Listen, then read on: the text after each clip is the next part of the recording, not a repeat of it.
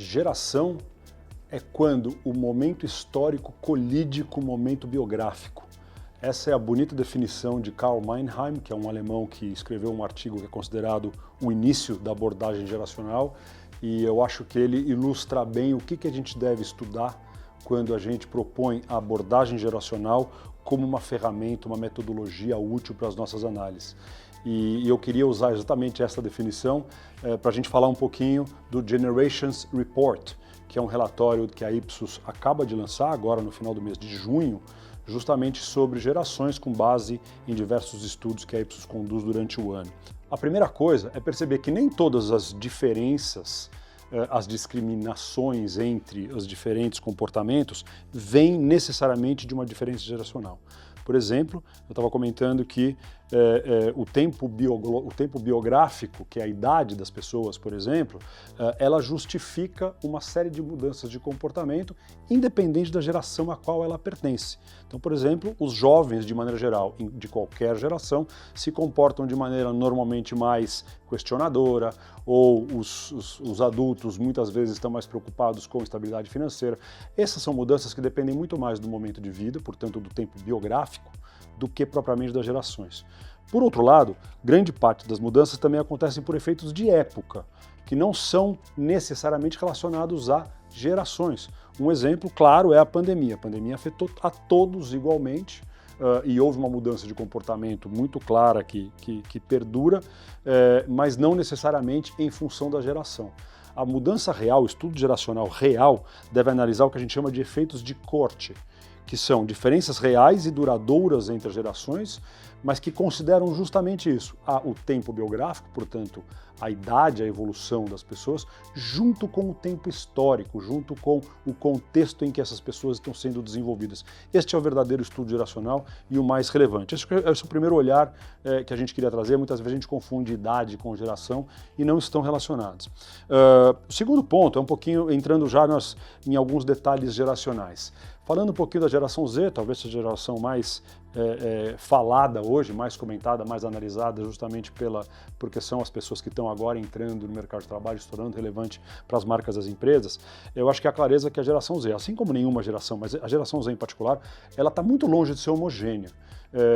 Isso é verdadeiro, como eu falei, para todas as gerações, mas a gente tende a estereotipar os jovens, né, como a gente muitas vezes trata os componentes da geração Z, como um grande grupo homogêneo ligado à tecnologia, ligados a comportamentos mais liberais. E eu vou dar um exemplo muito claro que mostra que há uma divisão enorme entre crenças de diferentes membros da geração Z.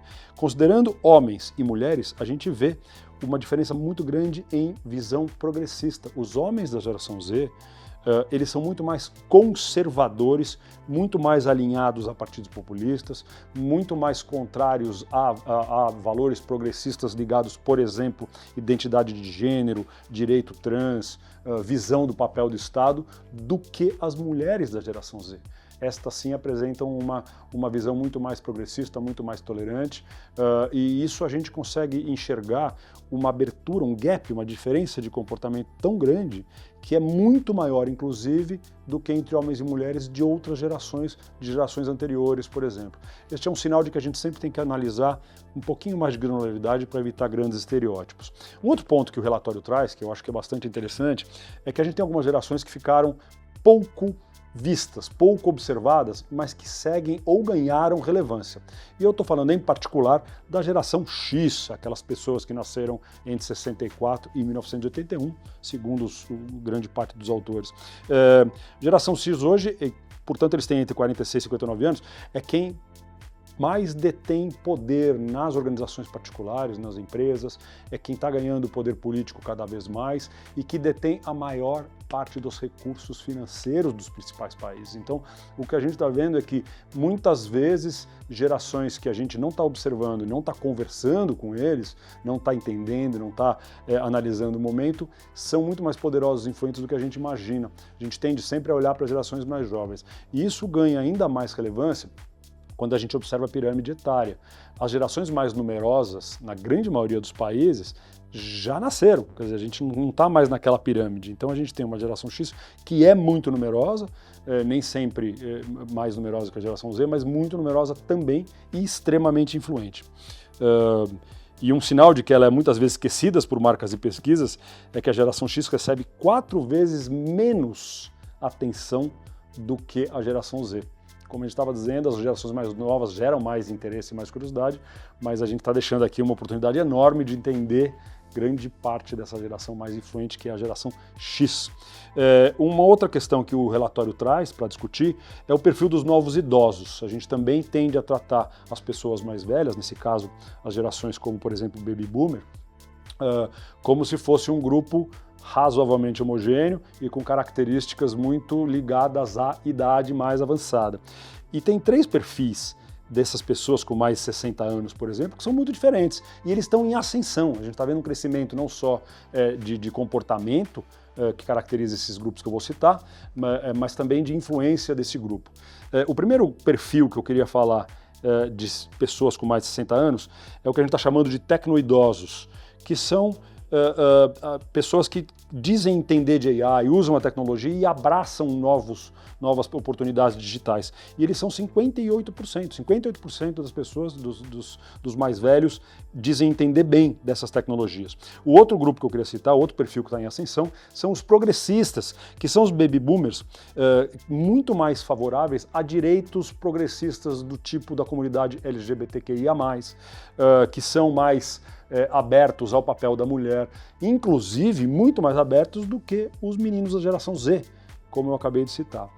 E o terceiro perfil que eu queria citar, dessas pessoas com mais de 60 anos, são o que a gente chamou de exploradores, que são aqueles que buscam crescimento pessoal, novos aprendizados, que querem viajar, que querem experimentar novas coisas, apesar de já terem mais de 60 anos. Então são 3 perfis que crescem, muito diferentes do estereótipo que a gente normalmente associa a baby boomer. É claro que essa análise ganha enorme relevância para as empresas, todos esses fatos, então a observação dessa abordagem geracional, ela devia crescer em importância. Agora, considerando as suas limitações, considerando evitar estereótipo, considerando sempre a segmentação mais clássica, isso que a gente recomenda para as empresas, nunca confiarem só na segmentação geracional, mas também verem como é que os diferentes grupos se relacionam com os seus produtos, com suas marcas, com as mudanças de valores e as crenças, por exemplo, buscando diferenças que sejam reais. Eu acho que é assim que hoje, com as ferramentas mercadológicas e tecnológicas que a gente possui, a gente consegue processo de comunicação e diálogo com os grupos muito reduzidos, quer dizer, quase um one-to-one, personalizados mesmo, isso que as empresas deviam buscar. E uma última coisa que eu queria comentar é que buscar valores universais que atravessam gerações. A gente vê propósito, bem-estar, a preocupação com saúde física e mental, a preocupação da autonomia, do direito de você ter independência, a preocupação de viver em comunidade, seguem sendo valores importantes e fundamentais para todas as diferentes gerações.